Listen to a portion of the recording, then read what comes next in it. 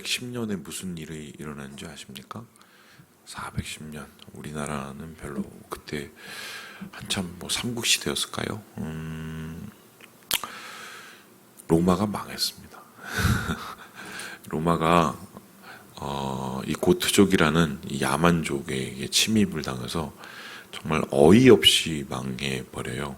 그런데 그렇게 어이없이 망해버렸을 때 로마에서 일어나는 이 지각 변동과 같은 이 군사적이고 지리적이고 정치적인 흔들림과 더불어서 종교적이고 신앙적인 진동들이 있었습니다. 이제 그게 뭐냐면 이런 건데요. 로마는 왜 망했을까? 왜냐하면 로마는 하나님 믿는 나라고 심지어는 기독교를 국가로까지 했는데 이 기독교를 국교로 삼은 로마가 망했다는 것은 도대체 로마 사람들이 받아들일 수 없는 상황이었던 것입니다. 이제 그때 미트라교라는 이 로마 밑에 있었던 이제 밀교주의자들이 들고 일어나서 로마가 왜 망했는지를 설명하게 됩니다.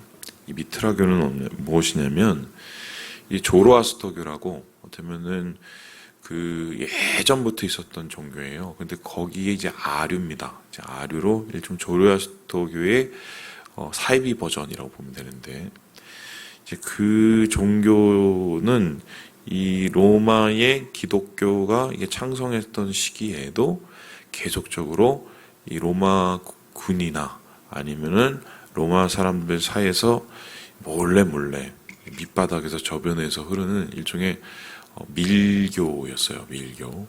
근데 그 사람들이 뭐라고 얘기했냐?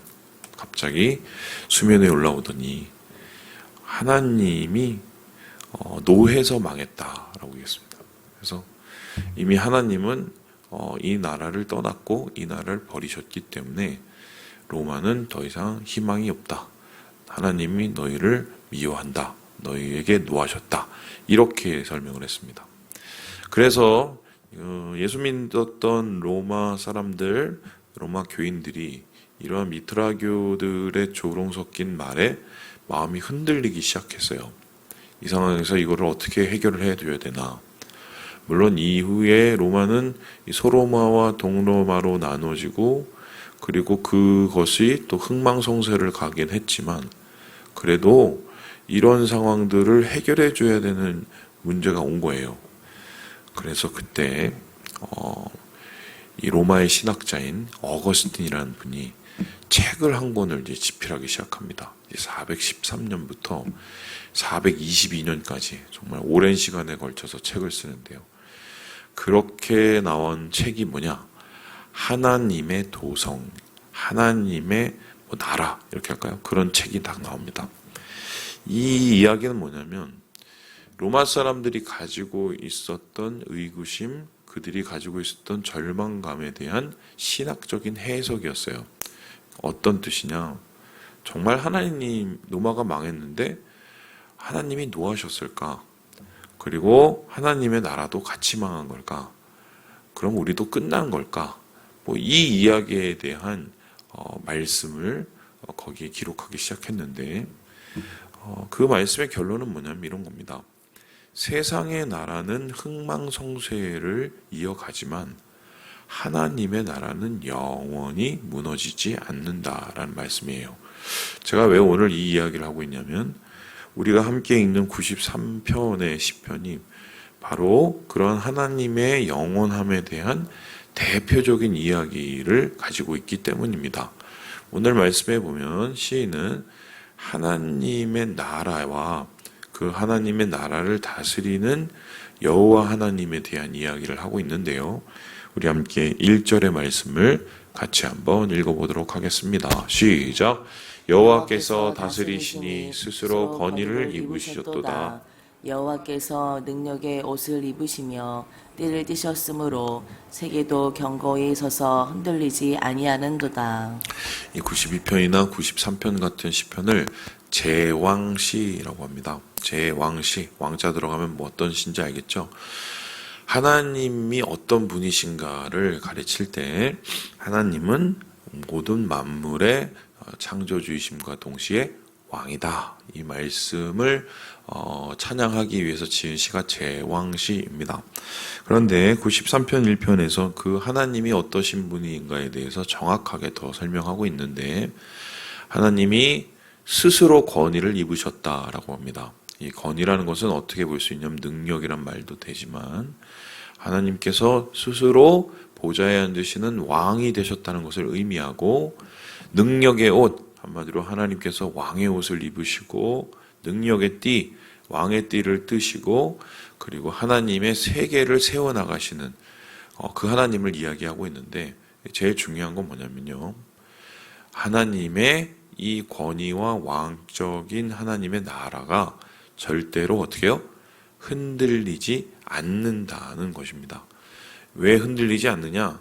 하나님이 거기 계시고 하나님이 다스리시기 때문이다 라고 이야기를 하고 있는데요.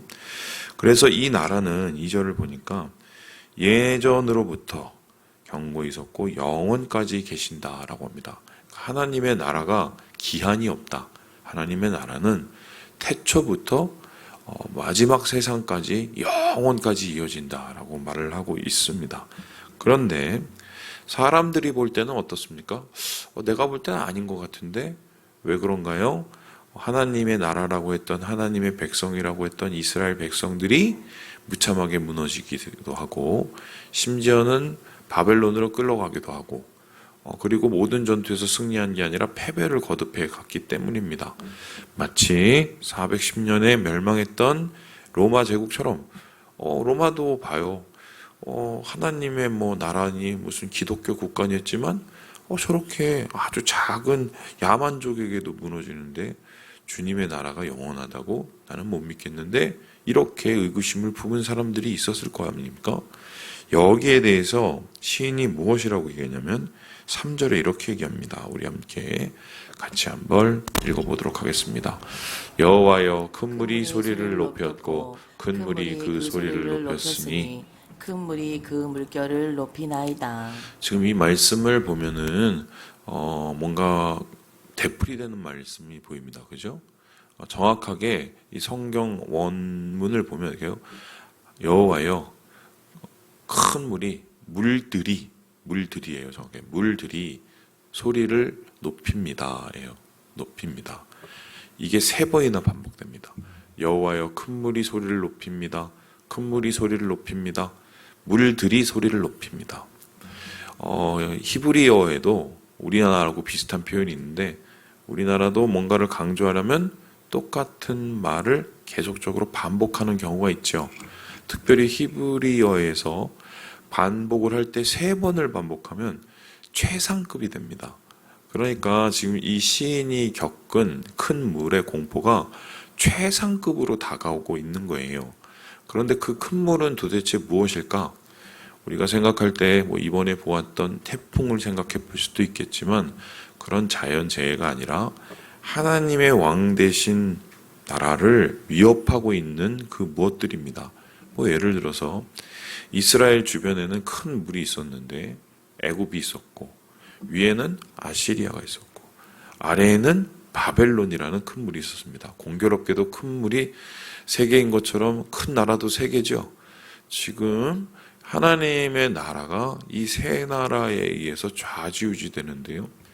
애굽이라는 나라가 강성하게 되면은 이스라엘을 침략하거나 이스라엘을 지배하려고 했고 아수르도 몇 번에 걸쳐 침략했고 그리고 여러분 아시는 것처럼 북이스라엘을 멸망시켰고 바벨론은 아예 남유대를 그냥 돌 위에 돌 하나도 남지 않도록 그리고 남아있는 모든 유대 백성들을 끌고 가기까지 했습니다.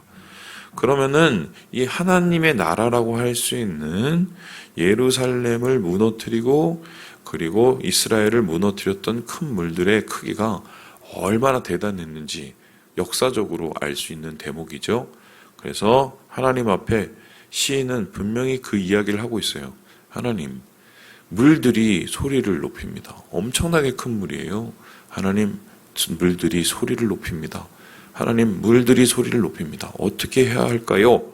이렇게 질문할 때 여기에 대한 답을 하나님의 말씀 가운데서 찾는데요. 우리 함께 4절의 말씀을 같이 한번 읽어보도록 하지요. 시작. 높이 계신 여호와의 능력은 많은 물소리와 바다의 큰 파도보다 크니이다. 많은 물과 큰 물은 엄청난 것입니다. 큽니다. 우리를 집어삼킬 만큼 엄청나게 험악하죠. 우리 주위에 있는 세상의 파도, 그리고 인생의 파도도 우리의 모든 것을 삼킬 만큼 엄청납니다. 엄청 크죠. 세상은 참 악합니다. 세상 속에 살고 있는 사람들도 참 악해지죠. 그리고 세상 속에 살고 있는 우리, 그 세상 속에서 악해지는 사람을 바라보는 우리의 마음은 점점 마음이 어려워지고 힘들어집니다. 이런 상황 속에서 그러면 하나님의 나라와 하나님의 백성은 끝이 날 것인가? 여기에 대해서 시인이 뭐라고 합니까? 아니다. 왜입니까?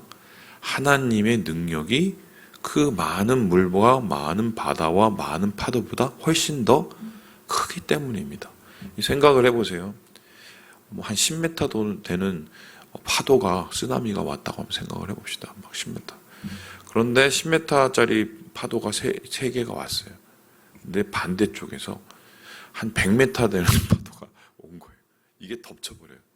그러면 10m 되는 파도가 3개가 오든 10개가 오든 어떻게 해요? 상쇄가 돼서 아무 일도 일어나지 않게 됩니다. 우리 하나님의 능력은 세상의 파도와의 큰 물결보다 훨씬 더 크고 훨씬 더 능력이 있으시기 때문에 아무리 세상에 있는 주변의 민족들과 국가들이 하나님의 나라를 흔들려고 해도 하나님의 나라는 결코 멸망하지 않는다라고 말을 합니다.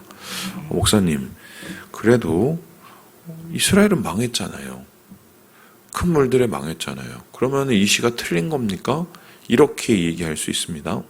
그런데 여기에 대해서 시인은요, 하나님의 나라를 우리에게 다시 생각하게 되는 게 하는데요. 그렇게 무너졌던 이스라엘과 그렇게 무너졌던 남유대는 정확하게 말하면 하나님의 나라가 아니었다고 말합니다.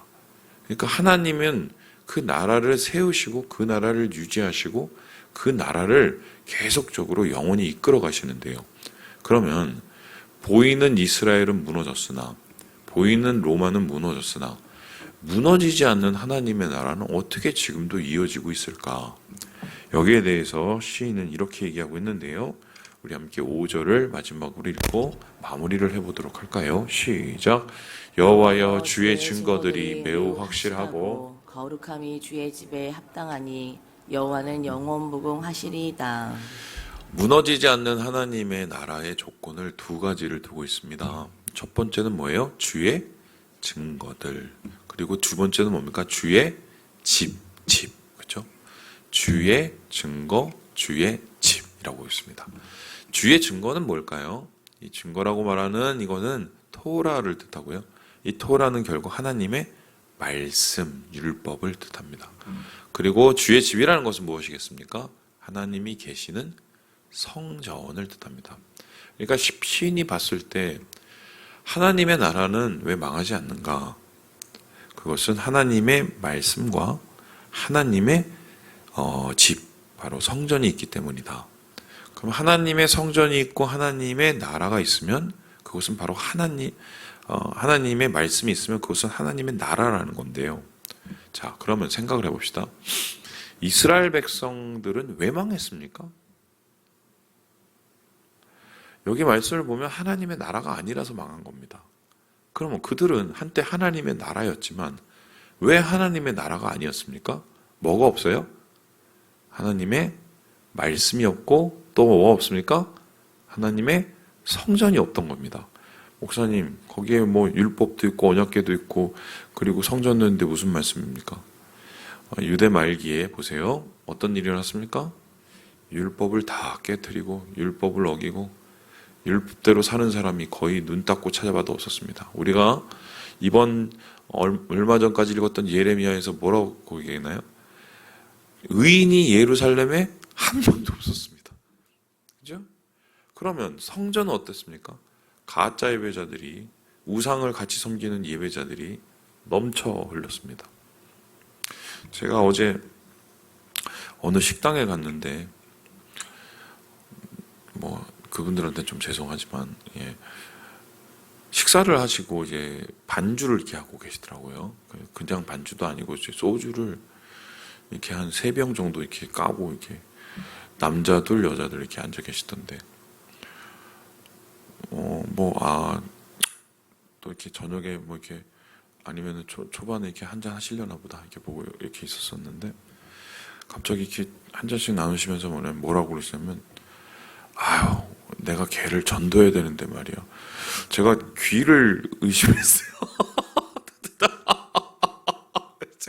에이, 이게 뭔 소리야? 아니면 저분들이 뭐 다른 건가? 했더니, 그래서 또 좀 주의 깊게 들어보니까, 걔가 하나님의 교회야. 근데 걔를 빨리 교회에 데리고 와야 되는데, 걔를 진짜 교회에 데리고 와야 되는데, 진짜 전도를 해야 되는데, 그러면서 한잔 해.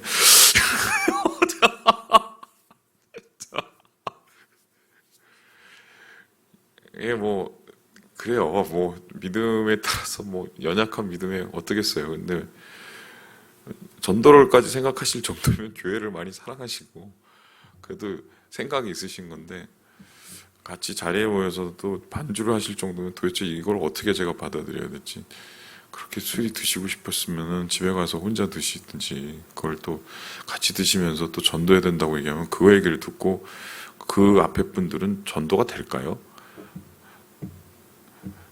예, 그런 거죠. 이스라엘 백성들에게 성전이 있고 이스라엘 백성들에게 율법이 있으면 뭐합니까? 아무 의미가 없는데. 그러니까 하나님의 나라가 무너진 게 아니라 이스라엘 백성이 무너진 겁니다. 이유가 뭐예요? 그 나라에 율법과 성전이 있었으나 율법과 성전이 무시되었기 때문입니다. 그래서 하나님께서는 왜 바벨론으로 이스라엘 백성을 끌고 가셨을까? 다시 하나님의 나라를 세우기 위해서입니다.